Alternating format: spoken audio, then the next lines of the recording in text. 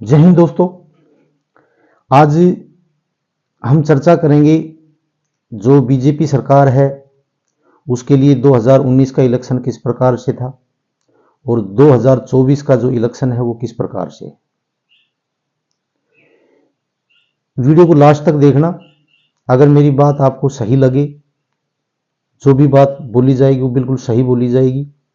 आपको अगर लगती है सही है, आपने सही बोला है, तो आप कमेंट जरूर करें। और आप बोले गलत है आप, तो आप ये भी जरूर लिखना कि भाई मैं गलत हूं तो किस लिए गलत। तो आप अगर चैनल से नए जुड़े हैं तो इसको सब्सक्राइब जरूर करना। बाकी अभी हम सबसे पहले बात करते हैं 2019 की। 2019 के अंदर जब इलेक्शन हुए तो जो मोदी सरकार थी उसके खिलाफ ऐसी कोई भी आवाज नहीं उठी कि भाई इन्होंने गलत काम किया, क्योंकि सारे काम इन्होंने अच्छे लगे। जनता को बहुत अच्छा काम लगा, सारी जनता खुश थी। उसके बाद के अंदर उत्तर भारत के अंदर तो पूरी पूरी जो सीट है उत्तर भारत के अंदर पूरी पूरी सीट, यानी एक स्टेट ने, जैसे भाई गुजरात ने पूरी सीट दे दी, राजस्थान ने पूरी सीट दे दी, एमपी ने पूरी सीट दे दी, हरियाणा ने दे दी, दिल्ली ने दे दी, उत्तराखंड ने दे दी, उसके बाद हिमाचल ने दे दी, सभी ने मतलब पूरी पूरी, कोई एक भी सीट कांग्रेस की या विपक्ष की नहीं थी वहां पर। बहुत बड़ी बात है।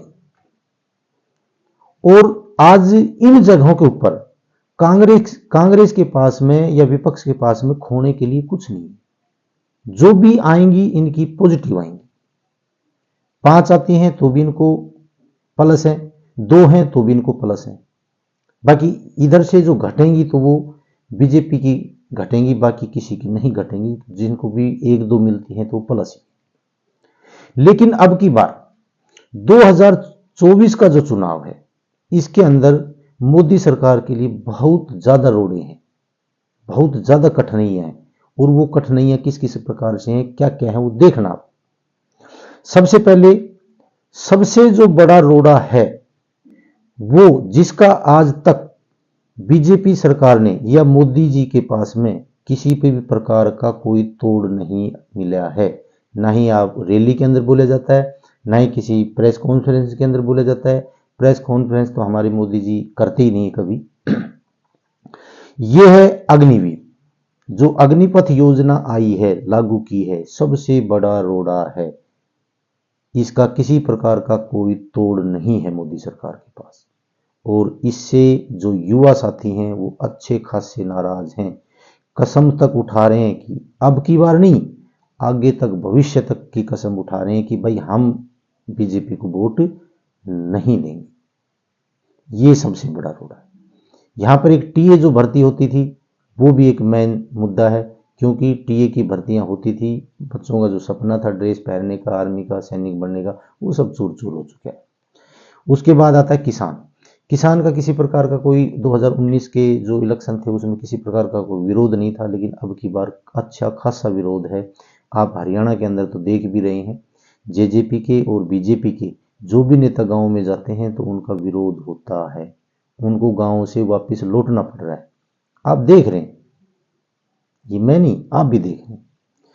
उसके बाद में आता है भ्रष्ट नेता वाली जो छवि वाली जो बातें आई हैं। कांग्रेस के अंदर से जो भी भ्रष्ट नेता थे या किसी और पार्टी के जो भ्रष्ट नेता थे, जिनको बीजेपी बताती थी कि ये भ्रष्ट है, ये इतना भ्रष्ट है कि इससे बेईमान कोई आदमी नहीं है, और फिर उनको अपनी पार्टी में शामिल करके, देखो वो कोई बात नहीं, पार्टी में शामिल हो भी गया कोई बात नहीं, उनको अपनी पार्टी में शामिल करके और फिर किसी को मुख्यमंत्री बना दिया, किसी को राज्यसभा के अंदर भेज दिया, और दूसरे ही दिन उनके ऊपर जांच चली हुई है और उसके बाद में वो जांच भी बंद और राज्यसभा में भेज दिए। उसके बाद में कोई मुख्यमंत्री बना दिया और कोई उप मुख्यमंत्री बना दिया और उनकी जांच भी होगी।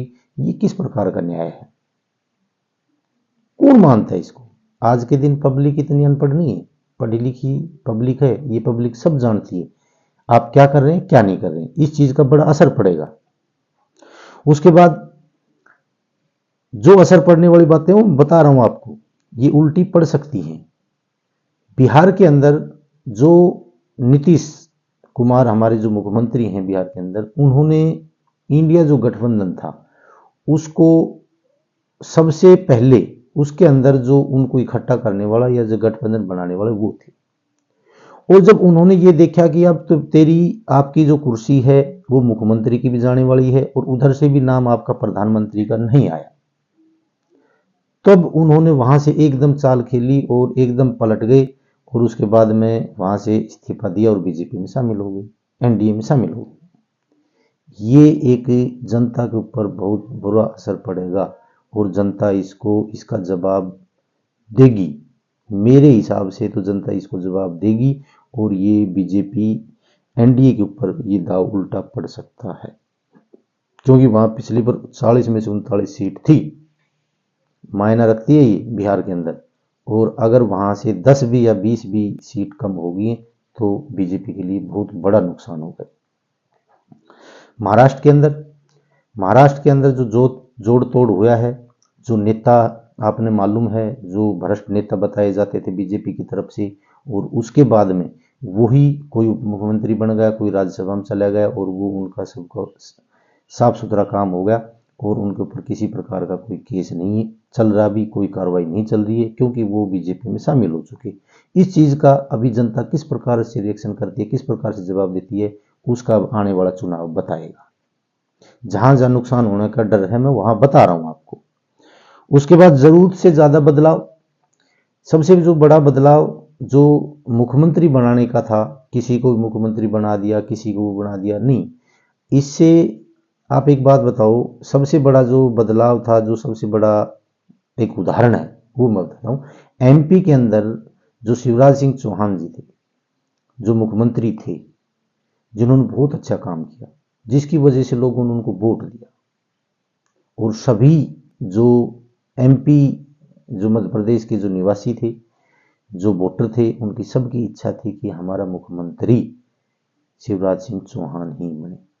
उनकी जो भावनाएं थी उनका भी वो ख्याल नहीं रखा गया और उनको बदल दिया। ये एक बहुत बड़ा वो है। मैं ये नहीं कह रहा कि एमपी के अंदर सीट नहीं आएंगी, लेकिन एमपी के अंदर 2 भी सीट आती है विपक्ष की तो उनको तो वो भी फायदा है। उसके बाद चंडीगढ़ मेयर चुनाव का काफी ये चुनाव था जो चर्चा में रहा था, जिसको संविधान के जो हैं रूल हैं उनको ताक में रखते हुए और इन्होंने तानाशाही तरीके से अपना मेयर चुना। ये छोटी बात नहीं है, बहुत बड़ी बात है। और फिर कोर्ट के अंदर इसको फैसले को बदली किया गया और इनकी वहां भी किरकिरी हुई थी और उसका इनके पास कोई जवाब नहीं था।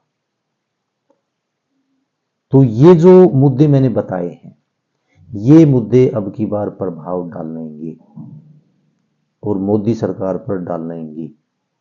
अब वो देखना पड़ेगा कि भाई अब जो आने वाला चुनाव उसमें कितना प्रभाव डलता है, कितना नहीं डलता है, लेकिन ये नुकसान करेंगे।